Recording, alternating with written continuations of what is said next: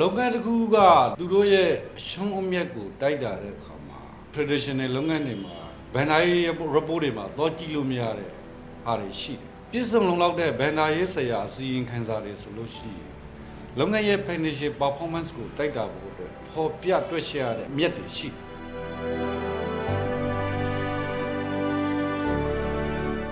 နံပါတ်1ပေါ့အဲ့ဒါ GB လို့ခေါ်တာပေါ့ GB ဆိုတာက service ဖြစ်ဖြစ် product ဖြစ်ဖြစ်တယူနစ်ရောက်လိုက်ရင်ဘယ်လောက်တရားဖို့ရောက်ရင်အကျန်းအပြင်ဘယ်လောက်မြတ်လဲလုပ်ငန်းက operation လေပတ်နေတာဖြစ်တဲ့ operation ကရတဲ့အမြတ်တနည်းအားဖြင့်သူတို့ရဲ့ vendor ရဲ့ဆိုင်က tax နဲ့ခေါ်ရင်တော့ earning before interest and tax လို့ခေါ်တာပေါ့အခွန်တွေအတိုးတွေမပေးရသေးခင်အမြတ်ပေါ့နောက်တစ်ခါအဲ့ဒီပေါ်မှာ testing စားလို့ရှိရင်ကျွန်တော်တို့လုပ်ငန်းတစ်ခုလုပ်တဲ့အခါမှာလုပ်ငန်းမှာ asset လို့ခေါ်တာပေါ့နော်ဒီ assets တွေဝယ်ရတယ်ကွန်ပျူတာတွေဝယ်ရင်ဝယ်မယ်တော့စက်ရုံတွေစောင့်ရင်စောင့်မယ်စက်တွေတင်မယ်မြေကြီးတွေဝယ်ရင်ဝယ်မယ်ကားတွေဝယ်ရင်ဝယ်မယ်ဒီ assets တွေရဲ့တန်ဖိုးရောစရိတ်တနည်းအားဖြင့် software တွေပါတယ်ဝယ်မယ်အဲ့လိုမျိုးပေါ့နော်ဒီလို assets တွေရဲ့တန်ဖိုးရောစရိတ်တွေ depreciation နဲ့ amortization လို့ခေါ်တာဒီနှစ်ခုကိုထည့်သွင်းမစင်းစားခင်အမြတ် earning before interest and tax depreciation က amortization လို့ခေါ်တယ် EBITDA ပေါ့နောက်တစ်ချို့လုပ်ငန်းတွေမှာကြားတဲ့အခါကျတော့ earning before interest and tax depreciation and rent amortization and rent ပေါ့ rent တွေကိုအရင်အကူပြီးတော့အသုံးပြုရတဲ့လုပ်ငန်းတွေမှာကြားရ EBITDA နောက်တစ်ချို့လုပ်ငန်းတွေမှာကြားတော့ကျွန်တော်တို့ဥပမာသဘောက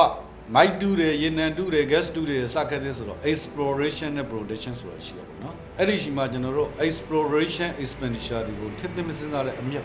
EBDES လို့ခေါ်တာ။ earning before interest and tax depreciation amortization and exploration expense ဒီလိုမျိုးကျွန်တော်တို့ကတိုက်တာတဲ့အမြတ်တွေအများကြီးရှိတယ်။ဒါတွေကိုကျွန်တော်တို့ရဲ့ report တွေမှာသေသေးချာချာရှင်းရှင်းလင်းလင်းသိဖို့လိုတယ်တချို့ကနေပြီးတော့နေ့တူကဒီအလုပ်ကိုလုပ်နေပေမဲ့ expense နဲ့ expenditure တွေကိုမကွေးတဲ့လူတွေအများကြီးရှိတယ်နော် expense ဆိုတာလုံးဝ expense ဖြစ်သွားတယ် expenditure ဆိုတာ cash ထွက်သွားပြီသို့မဟုတ်သို့တော့ expense မဖြစ်သေးဘူးရှိုးနေရာတွေမှာကြားတဲ့အခါကျတော့ဆိုကြပါစို့ကျွန်တော်တို့အဆောက်အဦတစ်ခုဆောက်လိုက်တယ်အဆောက်အဦတွေမှာနေပြီးတော့ business တွေအများကြီးဝင်သွားပြီပြီးသွားပြီအသုံးမပြုရသေးဘူးအဲ့တော့အသုံးမပြုရသေးတဲ့ရွေးကို expense မဖြစ်သေးဒါပေမဲ့ capital ဆိုတဲ့ expenditure မျိုးတော့သူကဖြစ်သွားတယ်သူကိုစသုံးတဲ့အချိန်မှာသူကိုတန်ဖိုး short တွေတွက်မှ expense ဆိုပြီးတော့အသုံးစရိတ်ပြကျိုးဟာတွေကြတော့ expenditure ဆိုတဲ့အဆင့်ကိုမရောက်နဲ့တခါတည်း expense လုပ်လိုက်တာရှိတယ်ဥပမာဖုန်းပေသုံးလိုက်တယ် internet ပေသုံးလိုက်တယ်သမင်းစားလိုက်တယ်စကတ်ဒီလို operation နဲ့ပတ်သက်လို့လုပ်ငန်းမှာဝင်ငွေရဖို့အတွက် operation ကိုလုပ်တဲ့အခါမှာနေတူကအသုံးပြုရတဲ့စရိတ်တွေပေါ့နော်လာစားပေးတယ်ငါရန်ကားပေးတယ်စကတ်ဒါမျိုးကို operating expenditure သို့မဟုတ်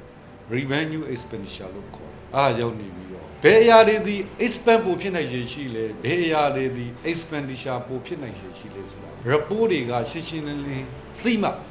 financial performance ကိုအသေးအချာစီမံခန့်ခွဲပြီးလုပ်နေမှာဖြစ်ပါတယ်ကျေးဇူးတင်ပါတယ်